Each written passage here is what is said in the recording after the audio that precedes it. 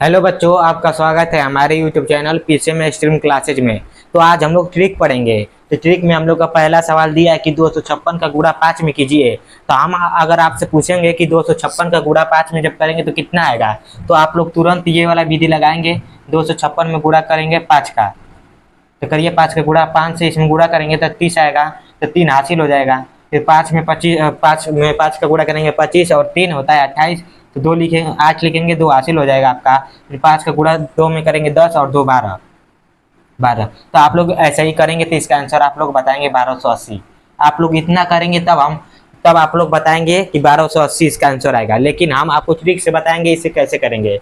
तो सबसे पहले हम लोग इसको ऐसे करेंगे, 256 में गुणा करेंगे 2 का, फिर 2 से भाग दे देंगे, फिर 5 से गुणा कर देंगे। 2 से इसमें भाग दीजिए तो कितना आ जाएगा 128, और फिर 5 का गुणा जब हम लोग 2 में करते हैं तो आता है 10, फिर पूरा गुणा करके आ जाएगा 1280।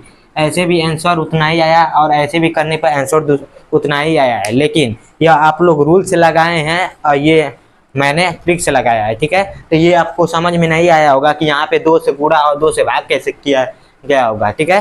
तो अब हम आपको लेके चलेंगे इसके शुरुआत पे, मतलब पहले से। तो आप लोग जानते हैं कि जब किसी भी संख्या में 10 का गुणा करना एकदम आसान होता है, एकदम आसान होता है। जैसे कि 5 में 10 का गुणा कीजिए, तो ये तुरंत 5 लिखकर एक जीरो लिख दीजिएगा। फिर 100 में 10 का गुणा कीजिए तो 100 लिखकर एक जीरो लिख दीजिएगा, 1000 हो जाएगा। 66 में 100 का गुणा कीजिए तो 66 लिख के 2 जीरो लिख दीजिएगा।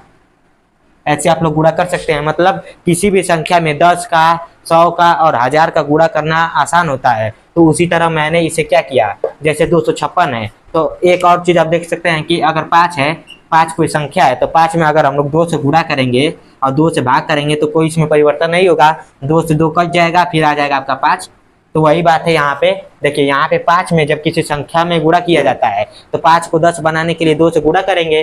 तो उसी तरह मैंने 5 को 10 बनाने के लिए 2 से गुणा किया है और 2 से भाग दे देंगे तो 2 से 2 कट जाएगा, मतलब उस संख्या में कोई परिवर्तन नहीं होगा। तो उसी तरह 256 को हमने ऐसे लिखा है, 256 गुणते 2 और फिर 2 से भाग दे दिया है। 2 से 2 कटेगा, फिर 256 आ जाएगा। फिर यहाँ पे 5 का गुणा करना था, तो जो 256 में 2 से अगर हम लोग भाग देंगे तो आएगा आपका 128, और ये 5 गुणे 2 कितना हो जाएगा 10, तो ये हो जाएगा आपका 1280।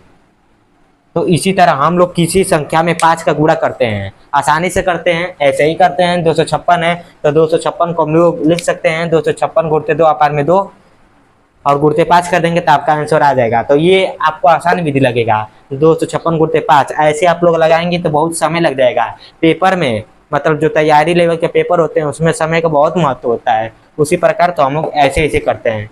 तो किसी संख्या में 5 गुणा हम लोग ऐसे करेंगे। उसी ट्रिक के आधार पर यहाँ पे 2 क्वेश्चन दिया गया है कि 2757 में 5 का गुणा कीजिए। तो इसे हम लोग ऐसे करेंगे, सबसे पहले लिखेंगे 2757 बटा के 2 और फिर यहाँ पे 2 का गुणा कर देंगे, फिर 5 का गुणा तो करना ही है इसमें।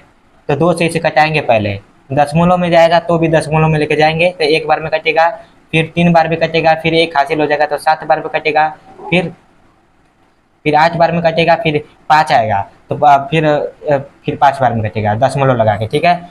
फिर 5 का गुणा 2 में करेंगे तो आएगा 10, 2 से इसमें भाग देंगे तो इतना आ जाएगा, फिर 10 हो जाएगा। तो ये आपका बन जाएगा 10 से गुणा इसमें करेंगे तो ये इतना हो जाएगा, तो ये आपका आंसर हो जाएगा।